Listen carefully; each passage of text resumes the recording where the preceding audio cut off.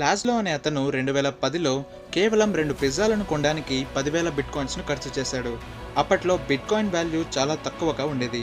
నేడు ఆ 10,000 బిట్కాయిన్ల విలువ 765 కోట్ల రూపాయలు. ఇప్పుడు ప్రపంచాన్ని వరుస్తున్న బిట్కాయిన్ అసలు ఎక్కడ, ఎలా తయారైంది, దీన్ని నడిపించేదెవరు, మైనింగ్ అంటే ఏంటి, మైనర్స్ అంటే ఎవరు, ఎందుకు దీనికి ఇంత డిమాండ్ ఏర్పడింది, ఇది ఇండియాలో లీగలేనా, ఇలా ఎన్నో ఆసక్తి రేపే అంశాలు ఈ వీడియోలో ఉన్నాయి. బిట్కాయిన్ గురించి పూర్తి అవగాహన రావాలంటే ఈ వీడియోని లాస్ట్ వరకు చూడండి. ఇక ఈ ఎపిసోడ్ని స్టార్ట్ చేద్దాం.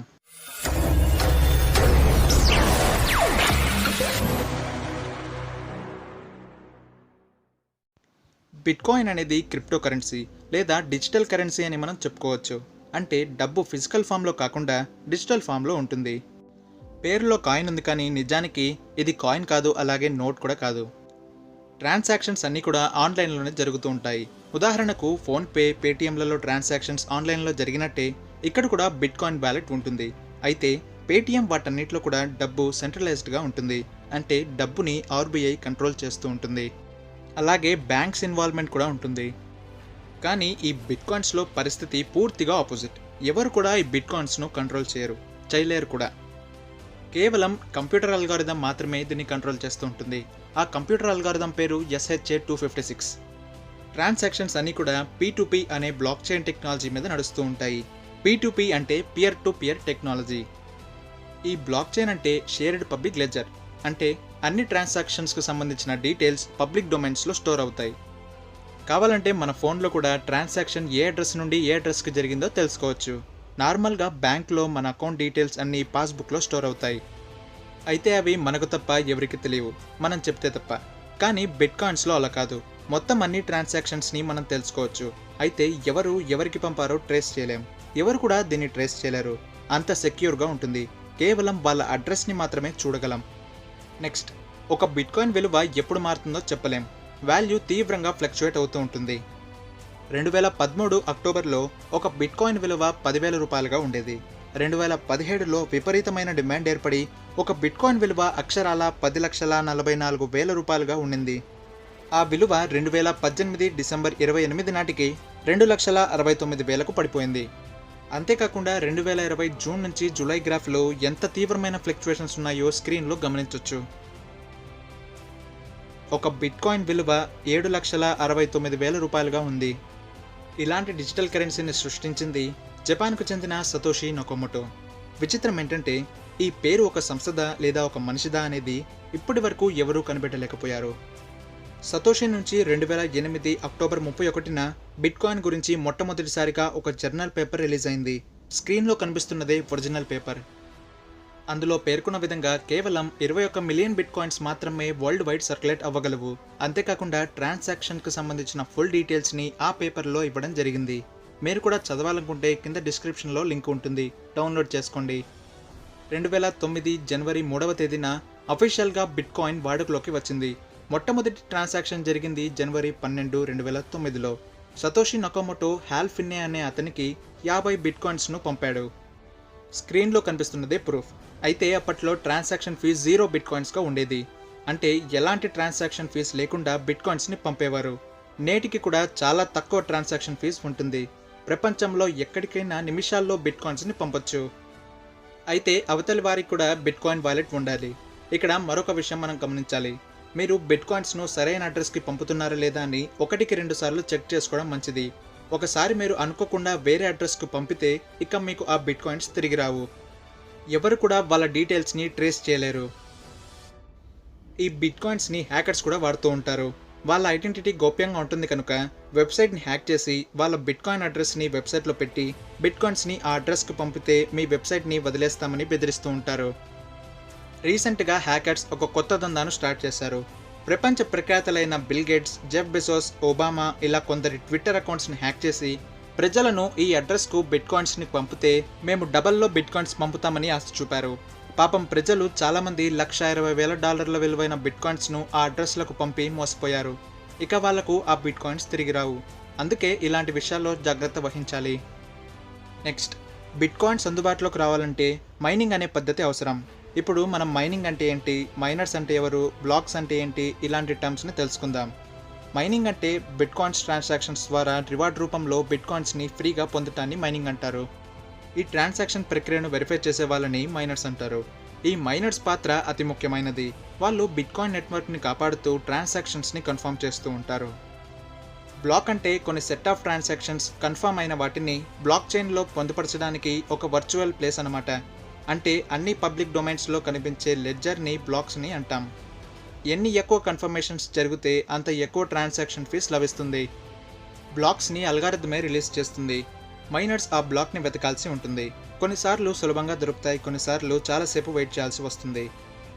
యావరేజ్గా ఒక బ్లాక్ 10 నిమిషాల్లో కనబడుతూ ఉంటుంది. ప్రతి 2016 బ్లాక్స్ తర్వాత అల్గారిథమే డిఫికల్టీ లెవెల్ను తగ్గిస్తూ ఉంటుంది లేదా పెంచుతూ ఉంటుంది. అంటే బ్లాక్స్లో ట్రాన్సాక్షన్స్ పెట్టేందుకు మైనర్స్ పెద్ద పెద్ద కాంప్లెక్స్ మ్యాథ్స్ ఈక్వేషన్స్ని సాల్వ్ చేయాల్సి ఉంటుంది. ఇలా సాల్వ్ చేస్తేనే లెడ్జర్లో రికార్డ్ అవుతుంది. అప్పుడే వాళ్ళకు డబ్బు కూడా వస్తుంది.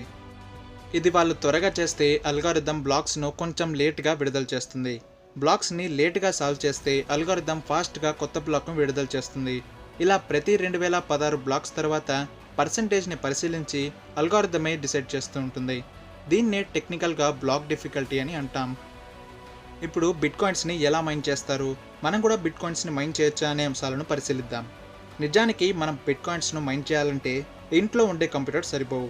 పెద్ద పెద్ద వేర్ హౌసెస్ కావాలి. స్క్రీన్లో కనిపిస్తున్న విధంగా వీటికి అయ్యే ఎలక్ట్రిసిటీ బిల్ని ఒకసారి ఊహించుకోండి. చాలా చాలా ఎక్కువ బిల్ పడుతుంది.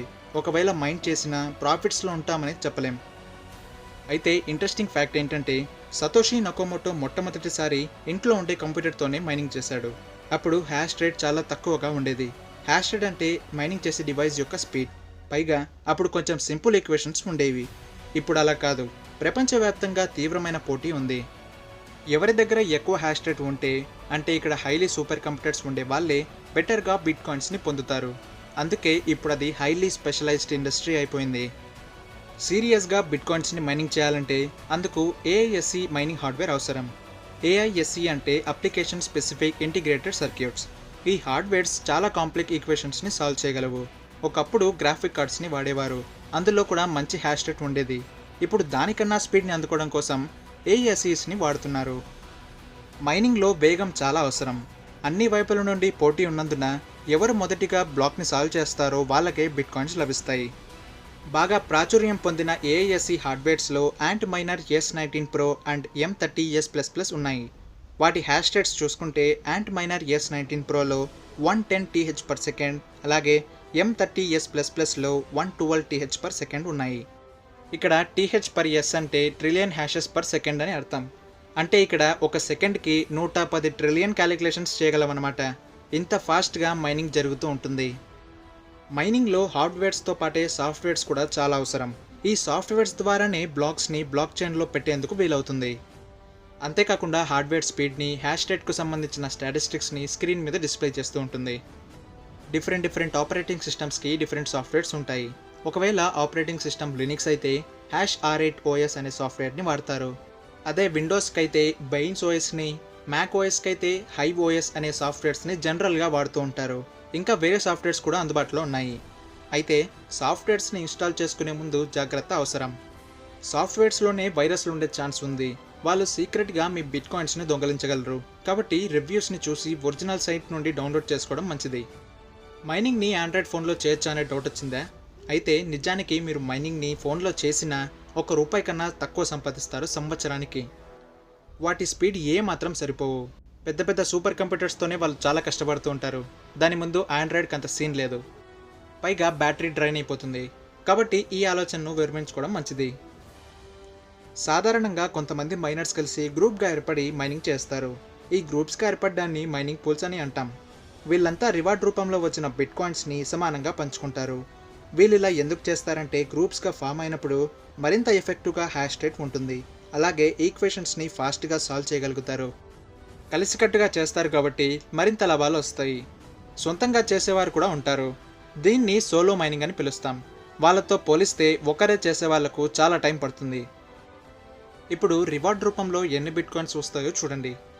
మొదట్లో అంటే 2008లో ఒక బ్లాక్ని సాల్వ్ చేస్తే 50 బిట్కాయిన్స్ వచ్చేవి. దీని అల్గారిథం SHA-256ని సతోషి ఎలా బిల్డ్ చేశారంటే ప్రతి 2,10,000 బ్లాక్స్కి బిట్కాయిన్ రివార్డ్ సగానికి తగ్గుతుంది. అప్రాక్సిమేట్గా 4 ఏళ్లకి రివార్డ్ సగానికి కట్ అవుతుంది. అంటే 2012లో రివార్డ్ 50 బిట్కాయిన్స్ నుండి 25కు పడిపోయింది. 2016లో 25 నుంచి 12.5కు చేరింది. రీసెంట్గా 2020లో మే 11న 12.5 నుండి 6.25 బిట్కాయిన్స్కు చేరింది. ఇలా తగ్గుతూ వెళ్తుంది. మీకు బిట్కాయిన్స్ కావాలంటే మైనింగ్ ఒకటే కాదు, బిట్కాయిన్స్ని కొనుక్కొని ఎక్స్చేంజ్ చేసుకునే సైట్స్ కూడా ఉన్నాయి. For example ZebPay exchange. ఇందులో మీరు అకౌంట్ని క్రియేట్ చేసుకుని బిట్కాయిన్స్ని కొనుక్కోవచ్చు. కొన్న తర్వాత మీ బిట్కాయిన్ వాలెట్లోకి ట్రాన్స్ఫర్ చేసుకోండి. ఇక్కడ ఒక విషయం మనం గమనించాలి. ఇండియాలో ₹1కి 100 పైసలు ఎలాగో అలాగే బిట్కాయిన్కి కూడా సబ్ యూనిట్స్ ఉంటాయి. వాటినే సతోషిస్ అని అంటారు. స్క్రీన్లో కనిపిస్తున్న విధంగా ఒక బిట్కాయిన్ 10 కోట్ల సతోషిస్తో సమానం. మీరు సతోషిస్ని కూడా కొనుక్కోవచ్చు. అయితే ఇండియాలో బిట్కాయిన్స్ బ్యాన్ అయ్యాయో లేదో చూసుకోండి. ప్రస్తుతానికి అంటే 2020 జూలైలో బిట్కాయిన్స్ ఇండియాలో లీగలే. వీటిని మీరు ఎక్స్చేంజ్ చేసుకోవచ్చు. 2018లో అప్పటి గవర్నమెంట్ అలాగే ఆర్బీఐ బ్యాంక్స్కు బిట్కాయిన్స్ని మీరు తీసుకోవద్దని రూల్స్ పెట్టింది. ఎలాంటి క్రిప్టో కరెన్సీస్ ఎక్స్చేంజెస్ ఇండియాలో జరగకూడదని చెప్పాయి. దీని మీద అగెయిన్స్ట్గా 2019లో కోర్టులో ఒక పిటిషన్ దాఖలైంది. ఈ కేసు సంవత్సరం పాటు నడిచి 2020లో సుప్రీంకోర్టు ఆర్బీఐకు ప్రతికూలంగా తీర్పు ఇచ్చింది. కాబట్టి ఇండియాలో ప్రస్తుతానికి లీగలే. కానీ ఫ్యూచర్లో గవర్నమెంట్ ఒక కొత్త బిల్ని పార్లమెంట్లో పెట్టే అవకాశం కనిపిస్తుంది. అందులో బిట్కాయిన్స్ని అలాగే అన్ని క్రిప్టో కరెన్సీస్ని బ్యాన్ చేసే యోచనలో ఉంది. ఇప్పుడు బిట్కాయిన్ అడ్వాంటేజెస్ అండ్ డిసడ్వాంటేజెస్ మీద సమ్మరీని చూడండి. ముందుగా అడ్వాంటేజెస్. ఫస్ట్ వన్, బిట్కాయిన్స్ని మీరు 24/7 ఆల్ ఓవర్ ద వరల్డ్ ఎక్కడికైనా పంపొచ్చు. ఈవెన్ అక్కడ ఎలాంటి బ్యాంకింగ్ సిస్టమ్ లేకపోయినా సరే. సెకండ్, ఇక్కడ ట్రాన్సాక్షన్ ఫీజ్ చాలా తక్కువ. అలాగే బిట్కాయిన్స్ని ఫాస్ట్గా ఇతర దేశాలకు పంపించవచ్చు. థర్డ్, బిట్కాయిన్స్ని ఎవరు డిమానిటైజ్ చేయలేరు. బ్యాంక్స్ ఇన్వాల్వ్మెంట్ కూడా ఉండదు. ఫోర్త్, మీరు మామూలుగా వస్తువులను కొన్నట్టే వీటితో కూడా కొనుక్కోవచ్చు.